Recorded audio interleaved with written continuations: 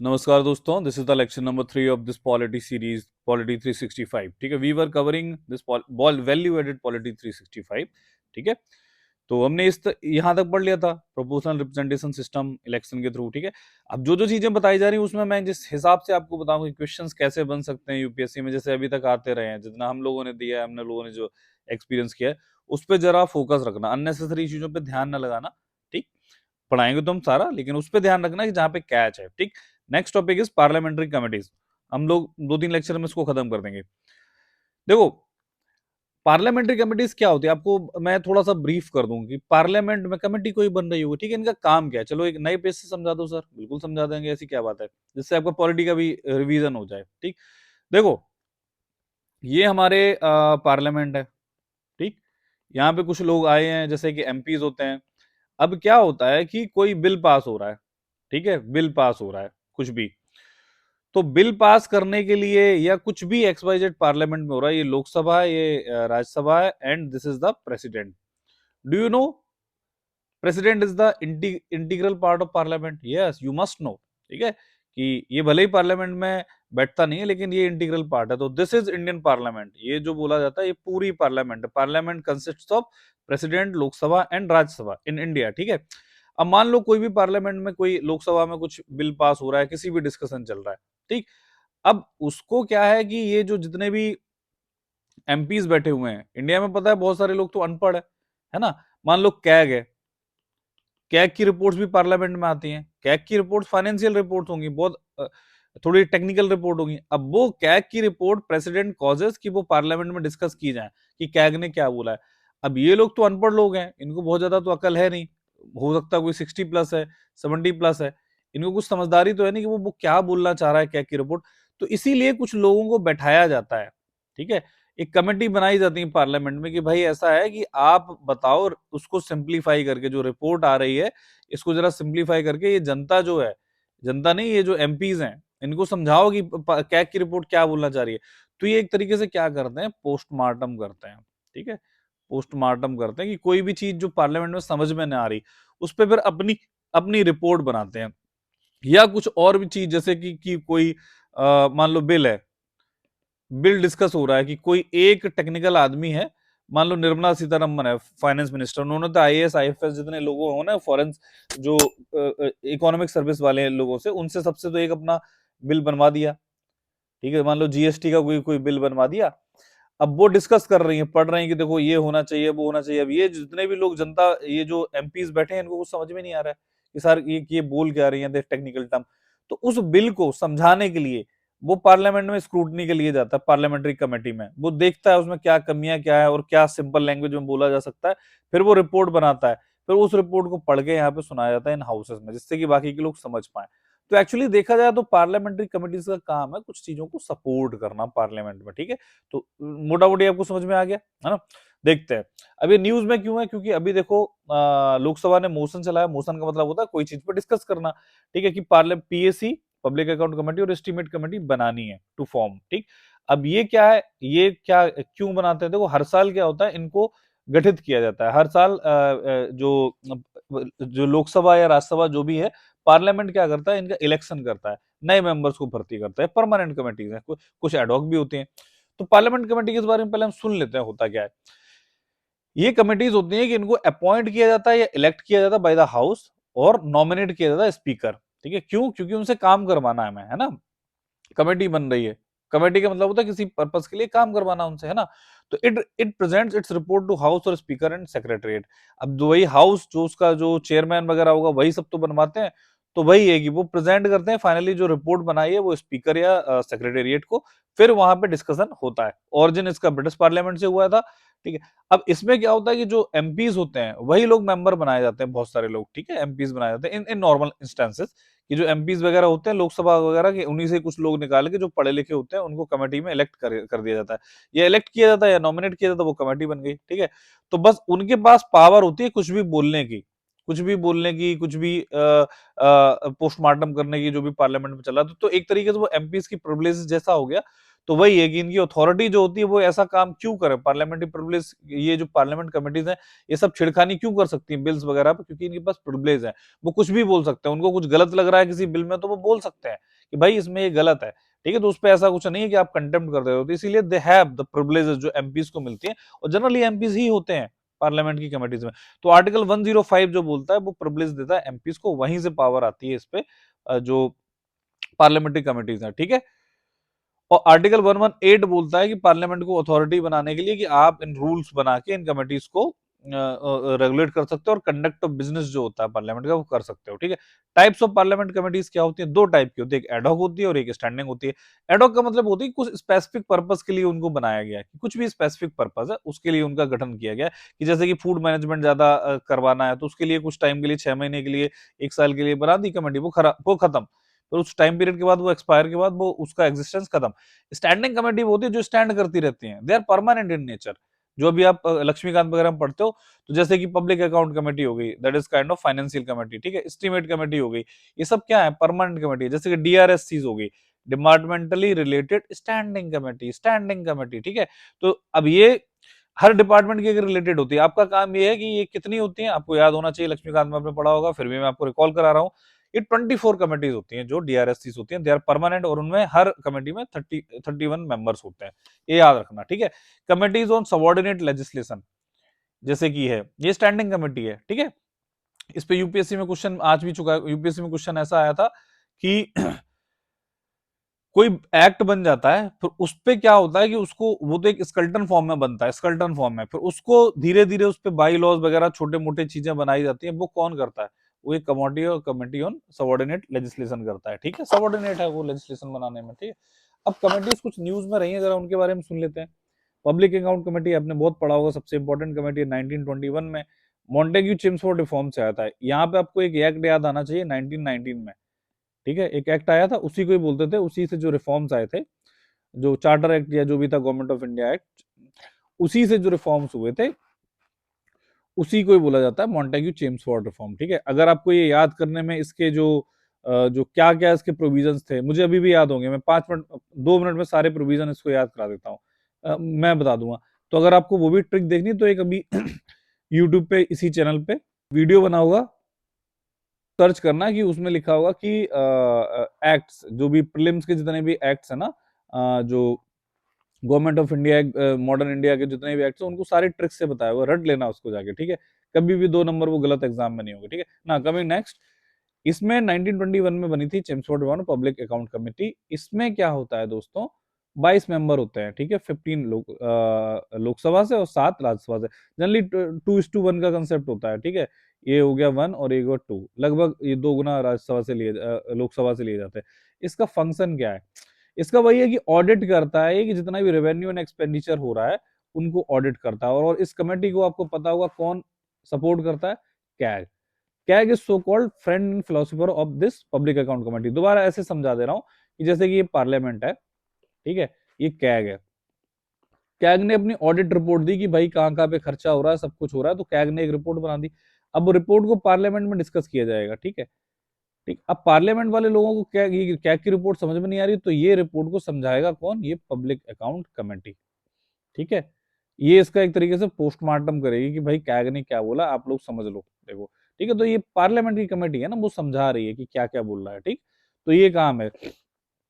तो कैग की रिपोर्ट को ये ऑडिट करता है ना, ये जो आ रहा है, और जिससे कि क्या पता चल जाता है कि इंडिया का जो खर्चा और एक्सपेंडिचर हो रहा है और रेवेन्यू आ रहा है, उसको कैग ने जो सर्टिफाई किया उसको ऑडिट करना। एस्टीमेट कमेटी वो है, कुछ बजट से रिलेटेड है, 1950 में आई थी, और इसमें 30 के 30 मेंबर लोकसभा से होते हैं। अब इसको याद करने का तरीका ये है कि लोकसभा में देखो सारे वो मॉनिटरी थिंग्स होती हैं, तो एस्टीमेट कमेटी वही है कि ये कुछ ना कुछ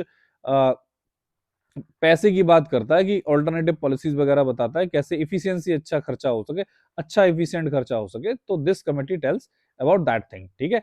तो ये सब पैसे से का काम कहाँ पे होता है, लोकसभा में होता है, तो सारे के सारे मेंबर्स भी इसमें लोकसभा से आए हुए हैं, ठीक है। नाउ एक ऑफिशियल लैंग्वेज से कमेटी होती है। अब इसको जो इसका हेड कौन करता है, parliamentary committee, union home minister जो होते हैं, home and corporation minister, is unanimously reelected as the chairperson of PCOL. ठीक है, याद रखना कि जो ऑफिशियल लैंग्वेज की कमेटी उसको हेड कौन करता है, ये अभी रिसेंटली फिर Amit Shah ji union home minister ही हेड करते हैं। अब ये कब बनी है, सुनो, ये बनी ऑफिशियल लैंग्वेज एक्ट था जो एक 1963 में, उसके तहत बनी गई है। उसमें ये बोला गया है कि हिंदी को as a official language of union adopt किया जाता है, तो उसको उसके बारे में सारी बातें होंगी। और ये बोलता है कि कॉन्स्टिट्यूशन ऑफ कमेटी हर 10 साल बाद बनाया जाएगा, कि हर 10 साल बाद एक बार बनाया जाएगा कि भाई हिंदी को कैसे अडॉप्ट कर रहे हो, तो इसीलिए बनाई गई है। ठीक है, नाउ मेंबर्स कितने होते हैं, 30 होते हैं, 20 लोकसभा से, 10 राज्यसभा से। कभी भी ये मिक्स्ड मेंबरशिप आएगी तो हमेशा याद रखना 2:1 की आएगी। ठीक है, अब जैसे 10 राज्यसभा के हो गए और 20 यहाँ से हो गए, तो 2:1 का रेशियो आ रहा है ना, जनरली इन जनरल यही होता है। और इनको इलेक्ट कैसे किया जाता है, वही system of proportional representation through single transferable board, बस इतना याद रखना है ना। फंक्शंस क्या है, फंक्शंस वही है, हिंदी और को ऑफिशियल लैंग्वेज का बढ़ावा देना, रिकमेंडेशन देता है फिर पार्लियामेंट प्रेसिडेंट को कि भाई ये हिंदी का क्या चल रहा है। अब इसमें क्वेश्चन कैसे बन सकता है, बहुत ज्यादा डिटेलिंग नहीं आएगी, बस यही आएगी कि ये इस एक्ट के तहत बनाई गई थी, इसमें मेंबर्स कितने हैं, और सबसे इंपॉर्टेंट जो क्वेश्चन बन सकता है वही कि पीसीओएल जो है ऑफिशियल लैंग्वेज की कमेटी रिपोर्ट कहाँ पे देती है, प्रेसिडेंट को देती है। ठीक है, रिकमेंडेशन प्रेसिडेंट को जमा करती है। ठीक, committee on privileges of Rajya Sabha, ये भी न्यूज में रही होगी। ठीक है, ये क्या देखती है कि कोई प्रिविलेजेस का मिसयूज तो नहीं कर रहा, जैसे गिल्टी उसको मिसकंडक्ट के लिए बताया जाएगा। ठीक है, तो वही इन्वेस्टिगेशन एंड ऑल करता है। इसमें 10 मेंबर होते हैं, वो भी नॉमिनेटेड होते हैं, राज्यसभा चेयरमैन करता है। ठीक है, क्योंकि राज्यसभा की कमेटी के बारे में बताया, तो ये न्यूज में थी कुछ कमेटीज, आपको मैंने इसके बारे में बता दिया है। नाउ अब मैं अगर आपको और कुछ बताना चाहूं कि नीचे देखते हैं, हाँ, और ये किसका लाइन छूट गई है, जस्ट अ मिनट। हाँ, अब अगर ऐसे ही ये तो जो प्रिविलेज वाली है, लोकसभा में देखा जाए तो लोकसभा में प्रिविलेज कमेटी होती है जिसमें 15 मेंबर्स होते हैं। क्लियर है, समझ में आ गया। वहां पे स्पीकर इनको नॉमिनेट करेगा, अपॉइंट नहीं करेगा, नॉमिनेट करेगा।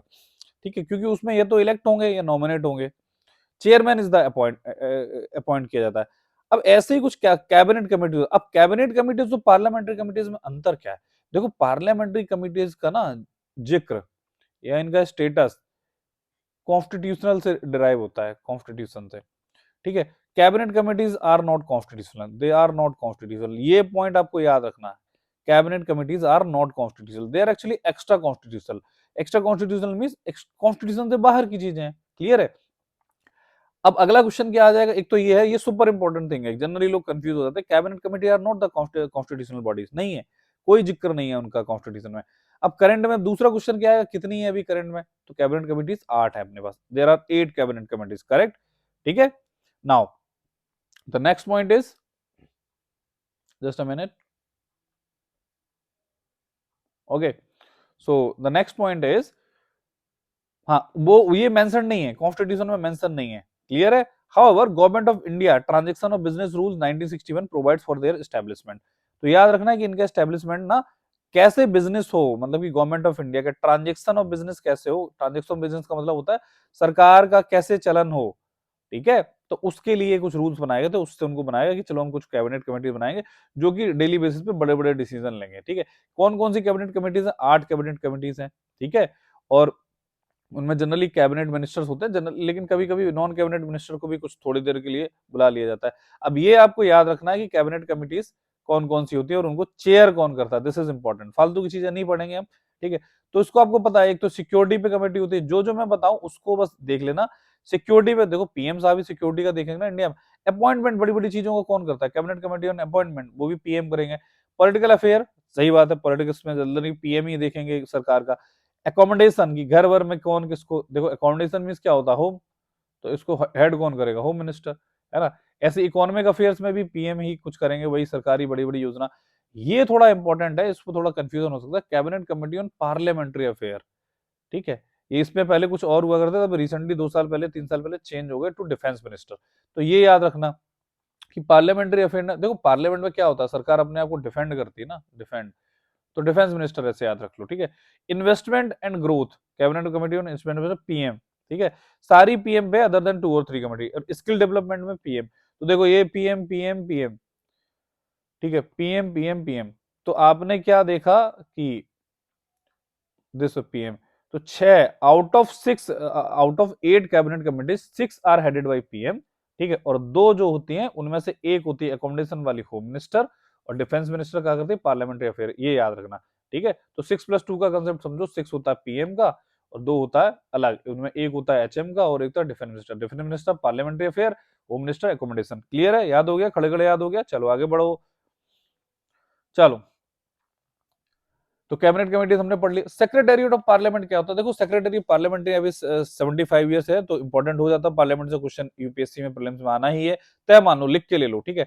अब देखो कॉन्स्टिट्यूशनल प्रोविजंस क्या कहता है, सेक्रेटेरिएट में कितनी बातें बोलता है, वही बोलता है आर्टिकल 98, आपको याद करने की जरूरत नहीं है, कहता है हर हाउस के पास एक सेक्रेटेरिएट होना चाहिए सेपरेट, और पार्लियामेंट में भाई लॉ रेगुलेट कर सकता है उनका रिक्रूटमेंट, कंडीशन ऑफ सर्विस, कैसे कैसे कौन कौन लोग उसमें आएंगे, लेकिन अभी तक ऐसा कोई लॉ आया नहीं है, ठीक है।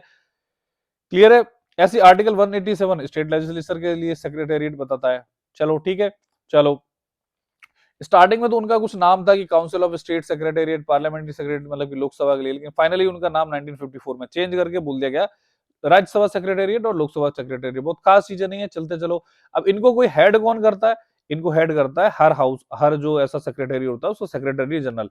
सेक्रेटेरिएट का मतलब क्या होता है, सेक्रेटेरिएट, सेक्रेटेरिएट का मतलब होता है कि जो चीजें सीक्रेट रखे, सीक्रेट, कि ऑफिस की बातों को सीक्रेट रखे, तो इसी से ही वर्ड बना है फिर सेक्रेटरी, सेक्रेटरी वर्ड बना सेक्रेटरी के, ये मेरा पर्सनल सेक्रेटरी है, पीएस है ना, नेताओं के पीएस होते हैं, तो उनकी वो पर्सनल चीजें होता है, एक पीए होता है, ठीक है, कि पर्सनल असिस्टेंट, एक होता है टीए टेक्निकल असिस्टेंट, कि भाई क्या कैसी चीजें, फोटोकॉपी कहाँ कराना है, वो सब चीजें है ना।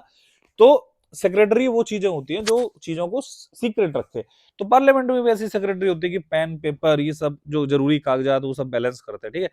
तो सेक्रेटरी जनरल इनको हेड करता है। क्लियर है। तो इनका जो सेक्रेटरी जनरल होता है उसकी रैंक क्या होती है, that is equivalent to the cabinet secretary. अब सर कैबिनेट सेक्रेटरी क्या होता है, जो कैबिनेट होता है ना, कैबिनेट, कैबिनेट की मीटिंग्स होती हैं उनको भी तो कोई ना कोई अरेंज कर रहा होता है, उनके पेपर्स एंड सब कुछ अलग अलग करके, कैबिनेट मिनिस्टर जब मिल रहे हैं तो उनका भी एक सेक्रेटेरिएट होता है, ठीक है। तो उसको हेड करता है कैबिनेट सेक्रेटरी, याद रखना। तो जो सेक्रेटरी जनरल है वो कैबिनेट सेक्रेटरी की तरह रैंक रखता है, ठीक है। अब टेबल ऑफ प्रेसिडेंस क्या होती है, table of precedence is the, एक पूरी लिस्ट होती है जिसमें हायरार्की वाइज किसकी कितनी जरूरत है, किसकी कितनी औकात है, कितनी किसकी कितनी वैल्यू है, उस हिसाब से लोगों को बैठाया जाता है। तो कैबिनेट सेक्रेटरी जो होता है वो तो 11th पोजीशन पे है, जबकि सेक्रेटरी जो वेरियस सेक्रेटरी लोकसभा जो होता है ना वो 23rd पोजीशन पर रखेंगे। टेबल ऑफ प्रेसिडेंस अलग है, ठीक है। सेक्रेटेरिएट के फंक्शन क्या होते हैं भाई, सेक्रेटेरियल असिस्टेंस, वही पेन एंड पेपर फंक्शन, और पेमेंट ऑफ सैलरी से फंक्शंस हैं, करेक्ट, ठीक है। कि जैसे कि क्या हो सकता है, पेमेंट ऑफ सैलरी, पब्लिक जो रिकॉर्ड होता है डे टू डे का उसको पब्लिश करना प्रोसीडिंग्स का, ठीक है। अब सेक्रेटेरिएट का स्ट्रक्चर क्या है, कॉमन चीज है, Lok Sabha secretariat, Rajya Sabha secretariat, speaker जो होता है ना, उसके बाद अल्टीमेटली कंट्रोल होता है ये सब चीजों का, वहां पे चेयरमैन का होगा राज्यसभा में, राज्यसभा को हेड करता है चेयरमैन। एडमिनिस्ट्रेटिव हेड वहां का क्या होता है, सेक्रेटरी जनरल, वहां भी सेक्रेटरी जनरल। और इनकी कंडीशन ऑफ सर्विस एक्ट है कि भाई वहां पे लोकसभा का सेक्रेटेरिएट के जो रूल्स कैसे बनेंगे, तो वहां के रूल्स बनाए गए थे 1955 में, और प्रेसिडेंट ने निकाले थे, ऐसे प्रेसिडेंट ने राज्यसभा के लिए भी रूल्स निकाले थे, बस बात खत्म, इतना ही है, कोई बड़ी चीज। और इंपॉर्टेंट चीज क्या है, कैबिनेट सेक्रेटरी, कैबिनेट सेक्रेटरी वही है कि जो कैबिनेट को, जो मैंने बताया था ना, उनकी चीजों को, जैसे कि लोकसभा राज्यसभा का सेक्रेटेरिएट करता था, वहीं कैबिनेट सेक्रेटेरिएट में कैबिनेट सेक्रेटरी हेड करता है, वो लोकसभा की चीजों को बस यहाँ के वहाँ पेपर वगैरह क्या कैसे मीटिंग अरेंज कराना, वो सब इसका काम है, ठीक है। अब ये अपॉइंट कौन करता है, अपॉइंटमेंट कमेटी रिकमेंडेशन देती है, और फाइनली अल्टीमेटली तो पीएम ही अपॉइंट करता है ना। तो अपॉइंटमेंट कमेटी और इसको भी हेड कौन करता है, पीएम ही तो करता है, ठीक है। तो इन्होंने क्या है, कैबिनेट सेक्रेटरी नए बनाए गए हैं और 2 साल के लिए, ठीक है। अबाउट कैबिनेट सेक्रेटरी, ये यूपीएससी में कुछ 1-2 क्वेश्चन यहाँ से आ चुके हैं। जनरली क्या होता है कि कैबिनेट सेक्रेटरी को सीनियरिटी का मेरिट बेसिस पे लगाया जाता है, रिस्पॉन्सिबल होता है कि गवर्नमेंट ऑफ इंडिया का जो एलोकेशन ऑफ बिजनेस रूल है, ठीक है, और ट्रांजेक्शन ऑफ बिजनेस है, उनको संभालता है ये कैबिनेट सेक्रेटरी, ठीक है। एलोकेशन और ट्रांजेक्शन आपको मतलब है कि सरकार कैसे चल रही है, बस इतना याद रखो, सरकार कैसे चल रही है। जो मिनिस्ट्रीज होती हैं, कि जैसे कि अलग अलग मिनिस्ट्रीज हैं, उनका आपस में कोऑर्डिनेशन कराता है कि सर कल कैबिनेट कैबिनेट की मीटिंग है, सर आप आ जाइए, सर ये बातें चल रही है, ये कैबिनेट में डिसीजन हुआ था, बाकी की दूसरी मिनिस्ट्री को बता दिया, ठीक है।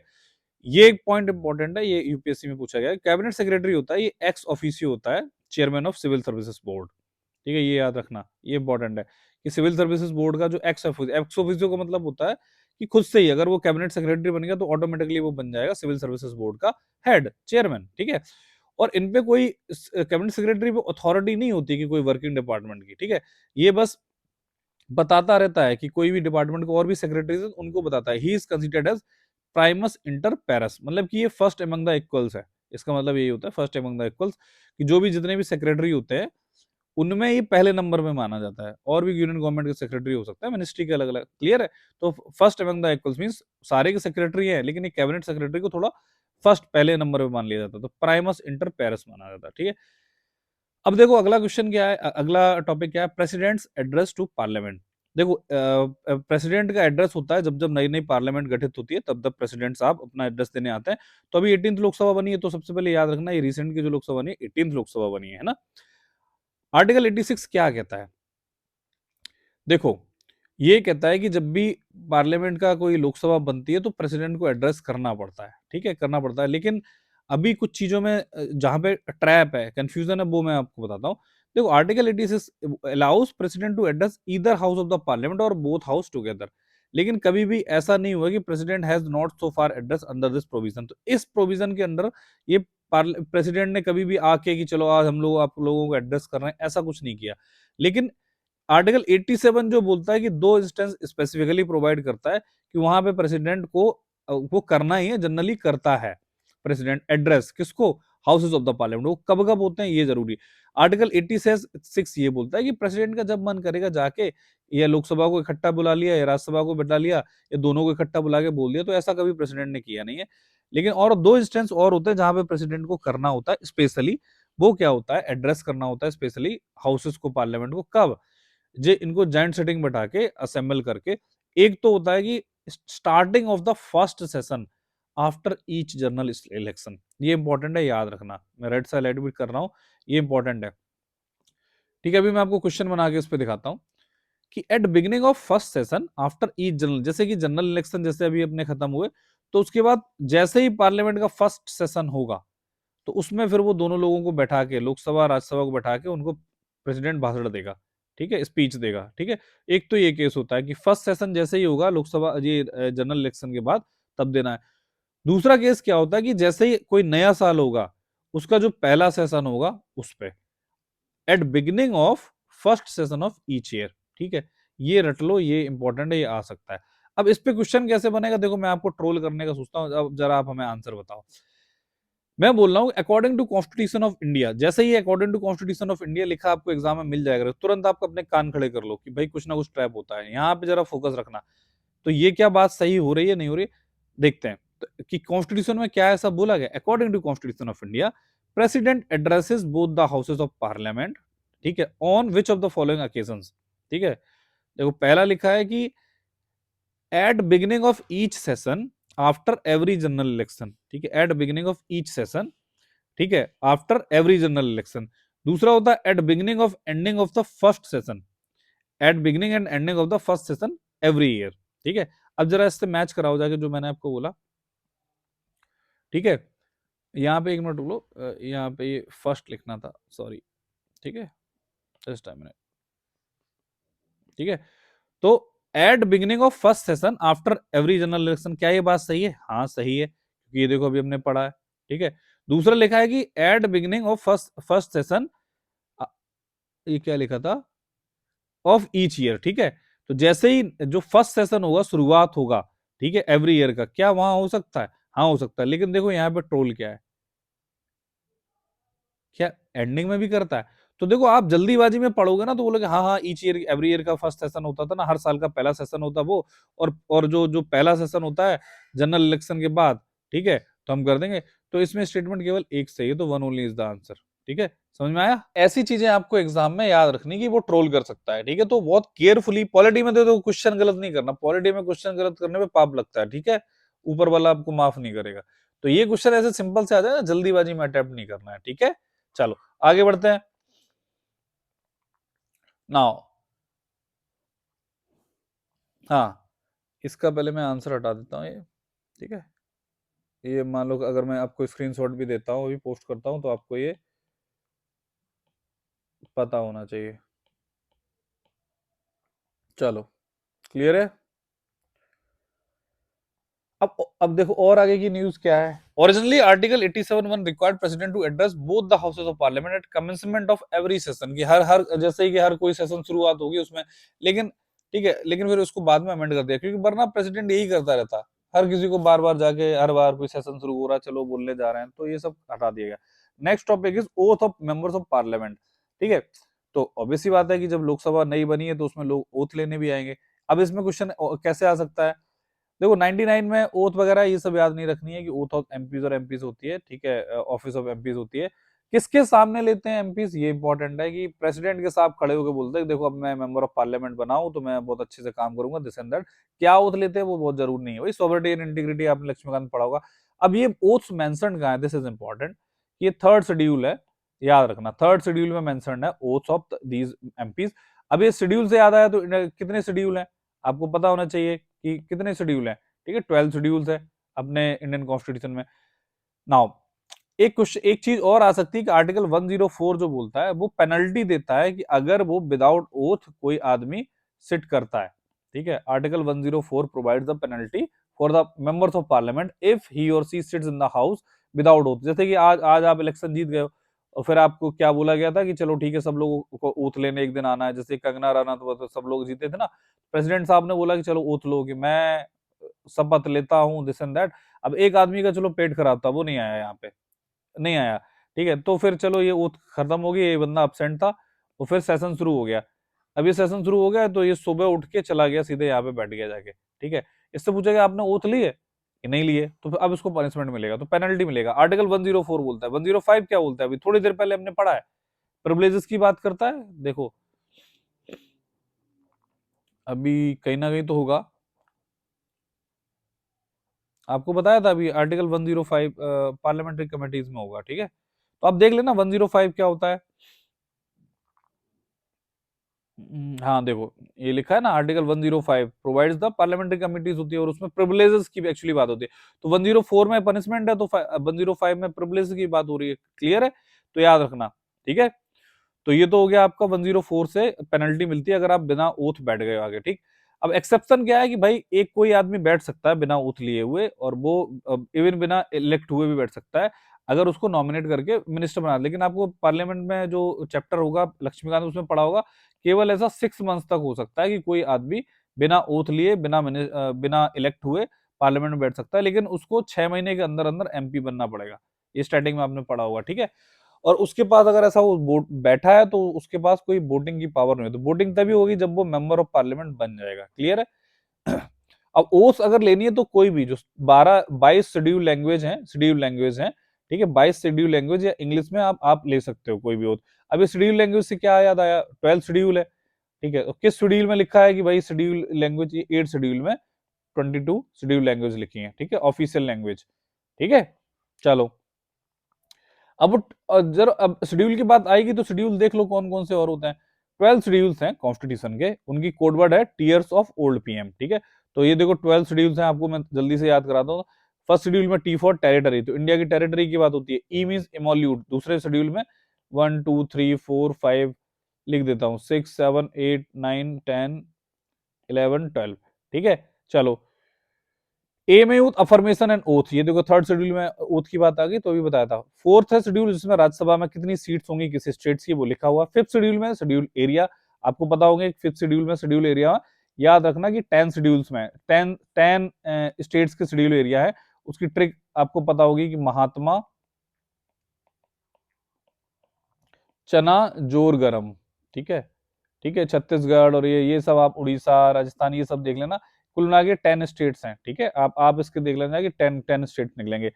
सिक्स शेड्यूल में क्या होता है, अदर शेड्यूल एरिया। ठीक है, अदर शेड्यूल एरिया। अब इनके अलावा जो शेड्यूल हो रहा था एएमटीएम, आपको कोडवर्ड पता होगा। ठीक है, और नेक्स्ट 7 शेड्यूल में क्या होता है, फेडरल लिस्ट, जो कि यूनियन लिस्ट, कॉन्करेंट लिस्ट और स्टेट लिस्ट होते हैं। ठीक है, ये सब आपने अपने स्टार्टिंग में पढ़ रखा, फिर भी मैं रिवाइज कर रहा हूँ।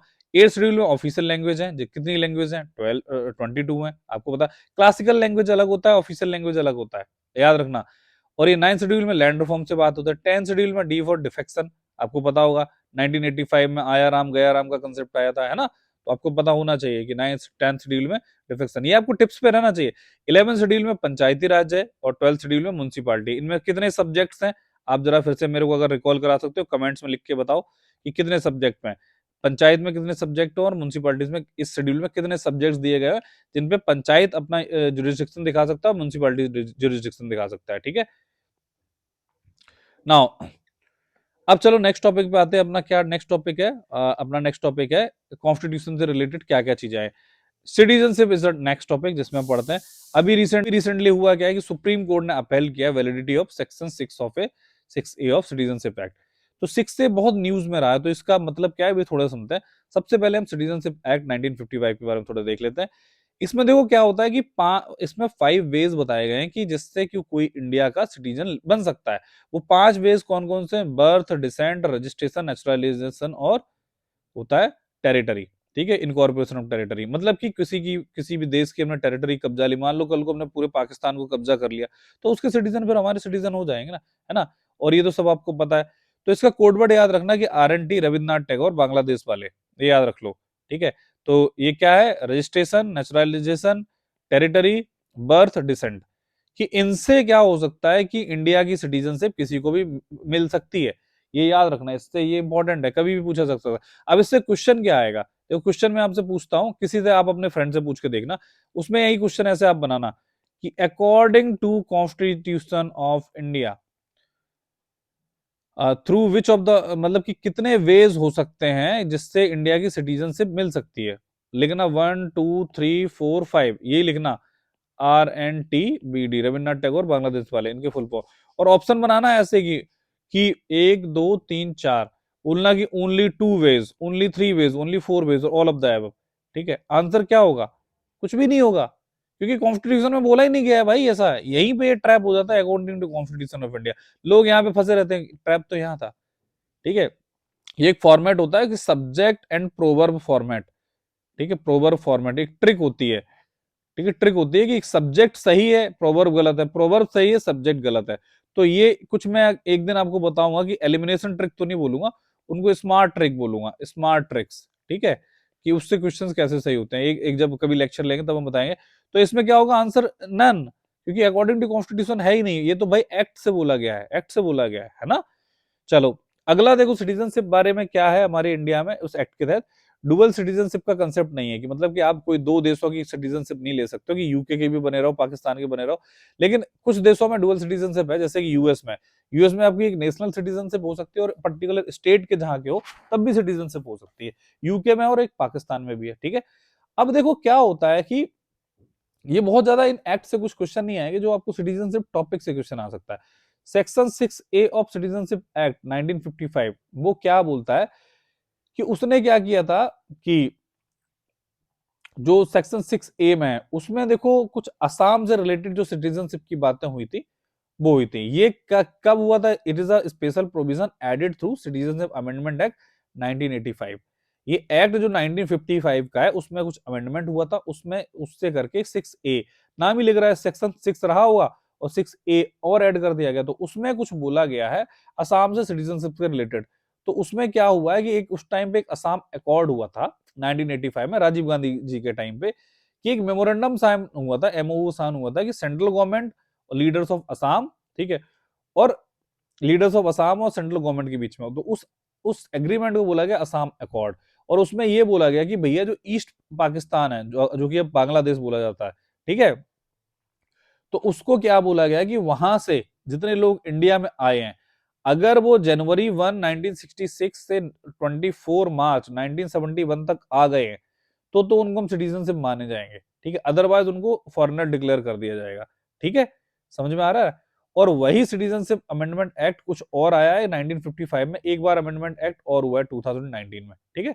तो ये अभी फिलहाल के लिए आप इतना जानो कि 1971 से पहले पहले अगर कोई आ गया है असम इंडिया में, तो उसको हम भाई इंडिया का बंदा मान लेंगे, इंडिया का आदमी मान लेंगे। तो ये असम अकॉर्ड हुआ था। क्लियर हो रहा है? अब थोड़ा मैं आपको कहानी बता देता हूं क्या हुआ था।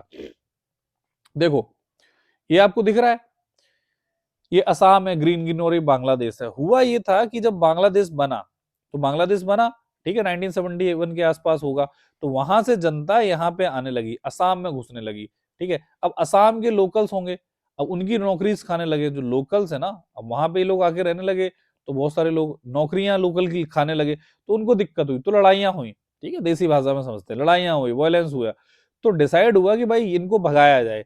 तो इन्होंने बोला कि भाई हम भी तो इंडिया के पार्ट है, हम इंडिया में रहना चाहते हैं, जो कोई आ रहा था उस टाइम पे, क्योंकि बहुत लोग इंक्लूड कर रहे थे, इन्फिल्ट्रेशन हो रहा था, इंडिया में बहुत सारे लोग घुस रहे थे, है ना।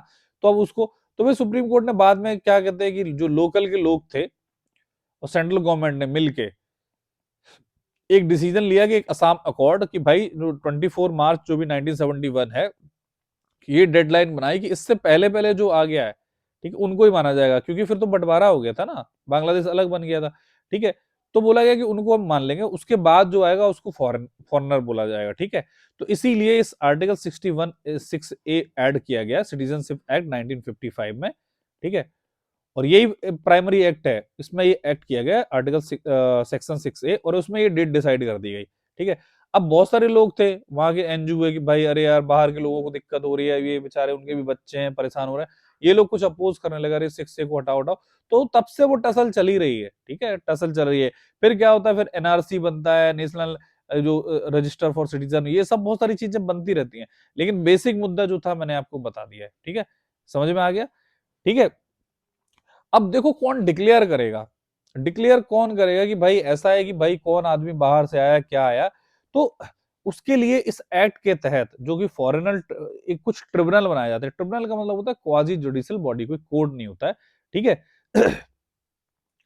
तो ये जो होते हैं फॉरेन ट्रिब्यूनल, एक ऑर्डर निकाला गया 1964 में सेंट्रल गवर्नमेंट द्वारा, और बोला गया कि भाई आप ऐसा करो कि आप एक जब भी डाउट आए तो फॉरेन ट्रिब्यूनल बना सकते हो, और वो डिसीजन लेगा कि भाई कोई आदमी क्या है, कि फॉरेनर है कि नहीं है, समझ में आ रहा ना, फॉरेनर है कि नहीं है। तो इसके पास अथॉरिटी क्या होती है कि केवल और केवल फॉरेन ट्रिब्यूनल के पास पावर है कि कोई आदमी को डिक्लेयर कर सकता है फॉरेनर, ठीक है, और उसको एक्सक्लूड कर सकता है फ्रॉम एनआरसी, जो भी वहां के असम के जो लोकल के लोग हैं, उनका एक रजिस्टर बना है, नेशनल रजिस्टर ऑफ सिटीजन, ठीक है, उसमें, ठीक है, क्लियर, सॉरी सॉरी सॉरी, यहाँ पे ये गलत लाइन लिखी है।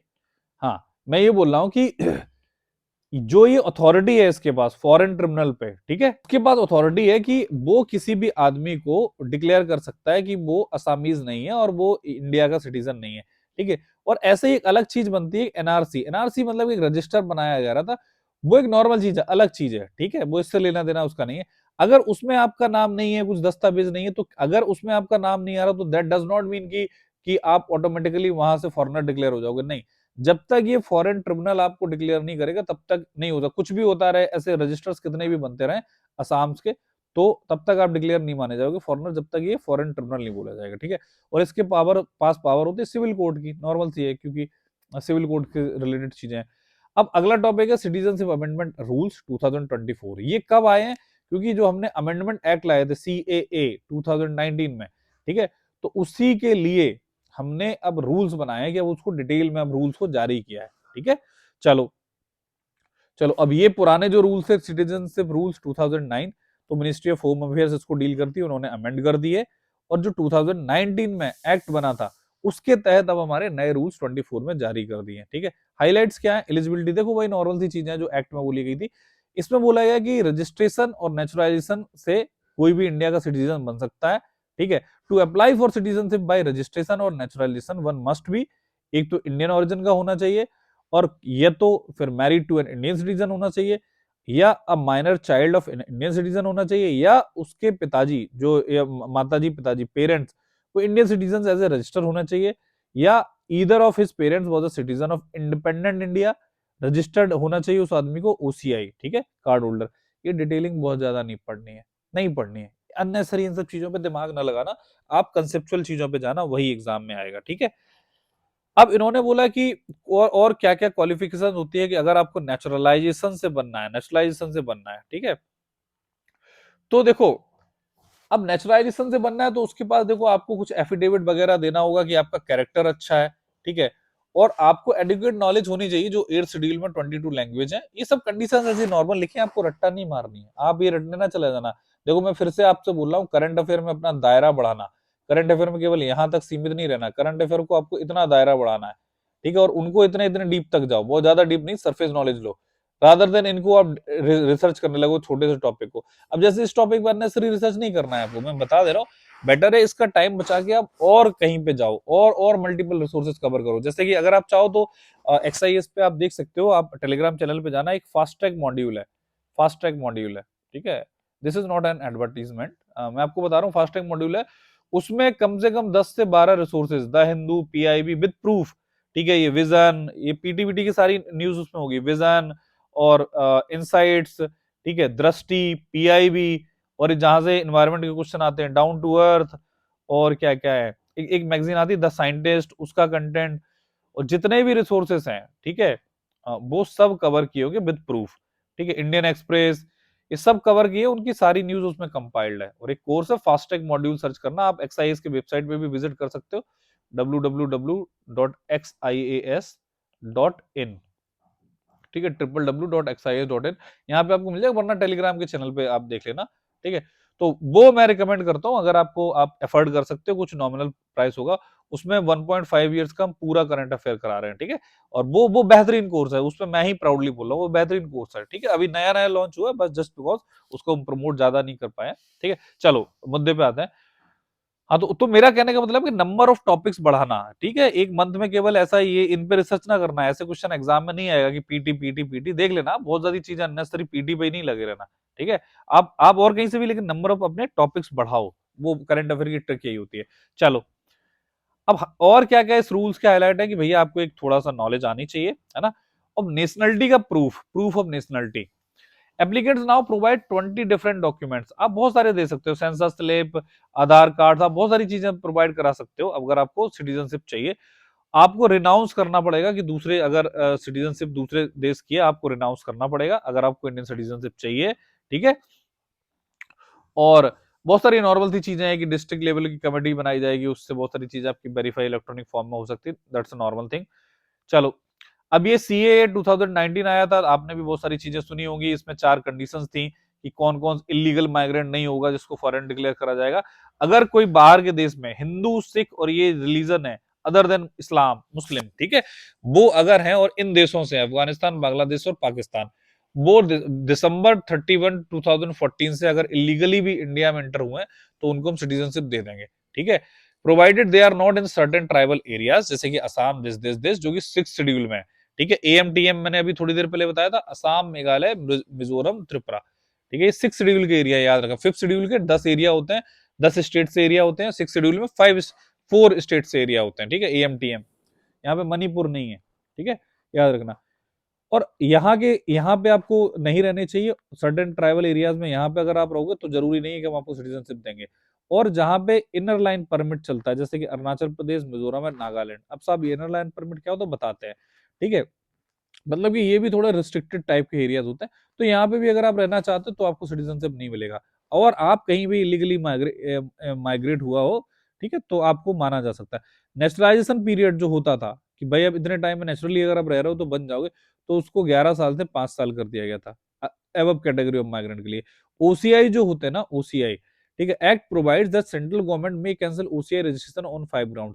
अब वो 5 ग्राउंड क्या है, ठीक है, अगर आप OCI होल्डर थे और आपको रजिस्ट्रेशन था और फिर आप सिटीजनशिप बनना चाहते थे, ठीक है, तो वो OCI होता क्या है अभी थोड़ी देर में हम बता रहे हैं, लेकिन अगर OCI होने के नाते नाते, मतलब कि आप ओवरसीज इंडियन के सिटीजन हो, ठीक है, तो आपको क्या है कि आपको प्रॉपर सिटीजनशिप मिल सकती है, ठीक है, लेकिन वो कैंसिल भी हो सकता है OCI रजिस्ट्रेशन कब, अब अगर आपने फ्रॉड किया है, कोई कॉन्स्टिट्यूशन का डिसअफेक्शन किया है, कोई इनेमी के साथ आप जुड़ गए हो, या कोई आपने इंडिया की सॉवरेनिटी पे खतरा बनाया है, ठीक है, और या 4-5 साल के अंदर अंदर आपको कोई जो OCI कार्ड होल्डर है 2 या 2 साल से ज्यादा जेल हुई है, तो आपका हटाया जा सकता है कैंसिलेशन रजिस्ट्रेशन, उसका किसका, आपका OCI होल्डर का जो सिटीजनशिप बनना चाहता है, ठीक है। अब ये OCI होता है क्या, आप नेक्स्ट क्लास में देखेंगे। Thank you for listening to me.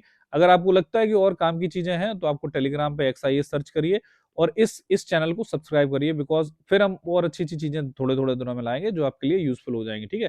Slowly this channel will be now onwards active, ठीक है। और नए नए वीडियोस आएंगे जो कि आपको प्रीलिम्स में मदद करेंगे। ठीक है, thank you for listening me, please do subscribe, thank you.